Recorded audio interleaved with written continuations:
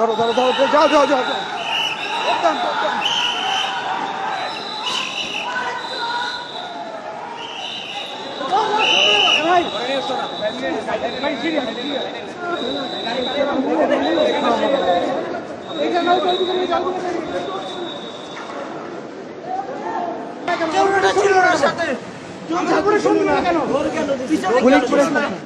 আমরা শান্তিপূর্ণভাবে আমাদের কার্যক্রমগুলো পরিচালনা করতেছি, আইন শৃঙ্খলা বাহিনী তাদের কাজ করতেছে। এমন অবস্থায় ম্যাজিস্ট্রেট থাকা অবস্থায় কিছু অতি উৎসাহী জনতা আতঙ্কিতভাবে আমাদের হামলা করছে, এমনকি আইন শৃঙ্খলা বাহিনী আমাদেরকে ছিন্ন বিচ্ছিন্ন করে দিচ্ছে।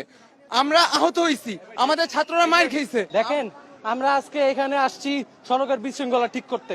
এখানে রোডের মধ্যে যে প্রতিদিন অবৈধ মার্কেট বসে, কোন রোডের মধ্যে কোন দেশের আইনে কি আছে সড়ক দখল করে মার্কেট করার? এটা নিয়ে কতবার, আজকে কি প্রথমবার তাদের উচ্ছেদ করা হয়েছে? অক্টোবর মাসে তাদের উচ্ছেদ করা হয়েছে, তাদেরকে সতর্ক করা হয়েছে, 2 মাস ধরে তাদেরকে সতর্ক করা হয়েছে।